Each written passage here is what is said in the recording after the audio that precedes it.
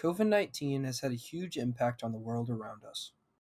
Even though we might not know anyone who's been drastically affected by it, people have been. It has caused thousands of deaths, especially amongst the elderly.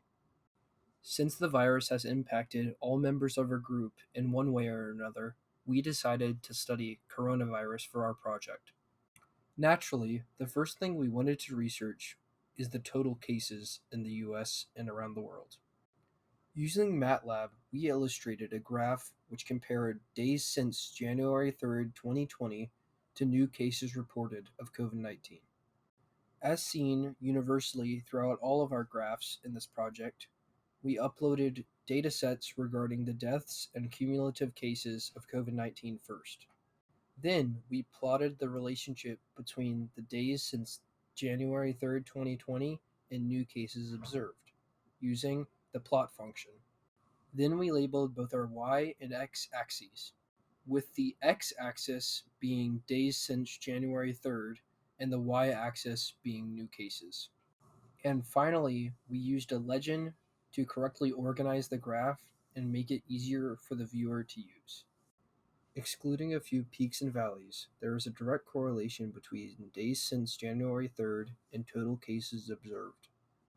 Even though this graph is relatively simple, we can see which periods of time have relatively greater increases in cases compared to others. In around 200 and 400 days, cases became almost stagnant in growth. After those periods, there has been a relatively steady increase of cases past 400 days. Overall, this graph shows a relationship between time and new cases observed. This can be attributed to people spreading the disease through friends and family around the world. This next graph compares the growth rate of both cumulative cases and cumulative deaths.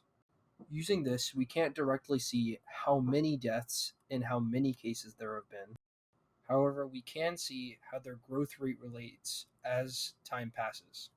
Even though this graph is strictly meant to show the relationship and slope relationship between both cumulative deaths and cases, it is still seen that as cases go up, deaths go up. While people became more aware of the coronavirus spreading, there were less cases. However, this did not hinder the amount of people that died that had previously been in contact with it. Even though deaths increase over the specified amount of time, cumulative deaths compared to cases observed does not show the same trend. As we can see, even though deaths sharply increased at the beginning of the epidemic, they slowly tapered off near the end as a result of vaccines and medical treatment. Even though vaccines were not universally observed, it can't be debated whether or not they made a huge impact on the total amount of deaths and risk of death that came with being infected. This next graph shows the actual cumulative cases and deaths as it relates to time, as opposed to the earlier line graph, which exemplified and compared both of their slopes. This graph shows a one-to-one relationship. As you can see, the total deaths are almost negligible as compared to the cases. This shows that even though the virus was dangerous to the elderly, the total deaths were relatively insignificant when compared to the total cases. This can be attributed to the overall healthiness and ability to fight viruses of young people, since their immune systems can fight viruses much more effectively than the elderly.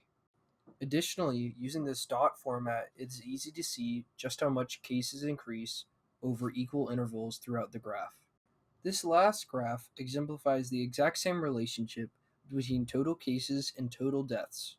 However, the difference between this graph and the dot graph is that it shows a trend line which can be compared to other viruses and different epidemics from the past. If we look at viruses in the past, such as the Black Plague, we can compare the trend lines of the new cases per day.